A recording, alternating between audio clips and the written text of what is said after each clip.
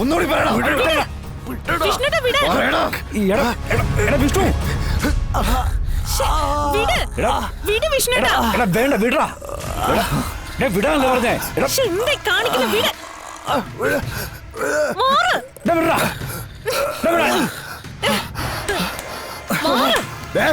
നീയും മേടിക്കും. വേണ്ട.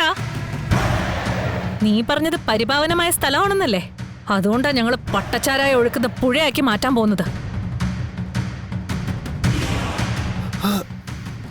അല്ലെങ്കിൽ പിന്നെ രണ്ടാമത് പറഞ്ഞത്. നീ കണ്ടോ, ഇനി ഇവിടെ നടക്കാൻ പോകുന്നത് അഴിഞ്ഞാട്ടവും കൂത്താട്ടവും ആയിരിക്കും.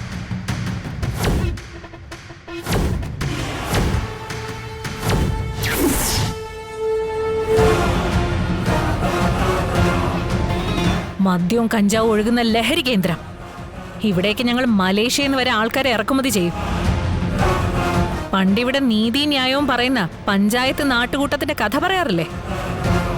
സത്യഭാമയുടെ പെൺഭരണത്തിന്റെ മറക്കാനാവാത്ത ഏട്. ആ കാലമൊക്കെ കഴിഞ്ഞു. ഇനി ഇവിടെ പോലീസിന്റെ തേർവാഴ്ചയായിരിക്കും.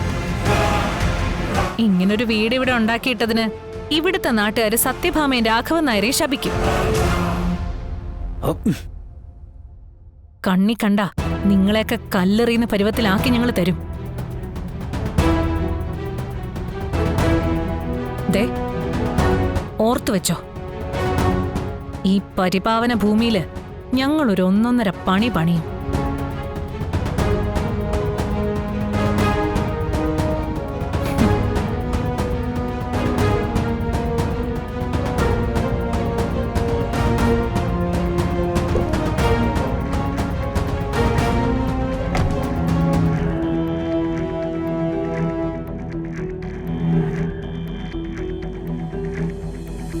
വരട്ടെ ഏട്ടത്തി അമ്മേ.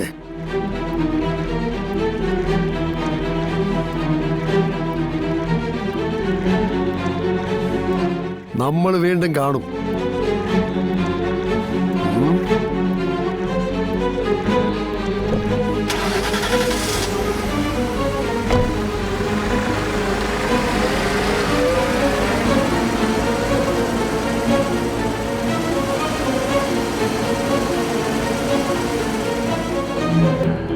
വിഷ്ണു,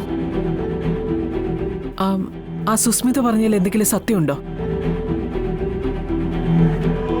നീ ശാലിനി ഒന്നിച്ചാണ് താമസിക്കുന്നത്? എന്റെ അമ്മ അവള് ജയിക്കാൻ വല്ലതും പറഞ്ഞു വെച്ചിട്ട് അവല്ലോ ഉള്ളാണോ? ഞാനിവിടെയാണല്ലോ താമസിക്കുന്നത്, അവൾ അവളുടെ വീട്ടിലും. അപ്പൊ ഇന്നലെ വരെ ഞാൻ അവിടെ കഴിഞ്ഞു നമ്മൾ കണ്ടില്ലേ? ദേ ഭാമേ, നീ അവള് പറയുന്ന മണ്ടത്തരങ്ങളും നുണകളും കേട്ടേ ഇവരെ ചോദ്യം ചെയ്യാൻ പോകണോ? കുടുംബം കലക്കിയ അവള് പിടിച്ചു നിൽക്കാൻ ഒരു രക്ഷയില്ലെന്ന് കണ്ടപ്പോഴാ അവള് ശാലിനിയുടെ കാര്യം എടുത്തിട്ടത്. അതിട്ടാ നീ വയലിലാവുന്ന അവക്കറിയാം. എന്റെ അമ്മ ഒന്ന് സമാധാനപ്പെട്. അമ്മ പറയുന്നതിനപ്പുറം എനിക്കില്ല. പോരെ, എന്റെ അമ്മ ഇതാ അമ്മയും മകനും കൂടി തെറ്റിക്കാൻ വേണ്ടിയിട്ടുള്ള അവരെ പുതിയ തന്ത്ര. നമ്മളതിൽ വീണു പോരുത്.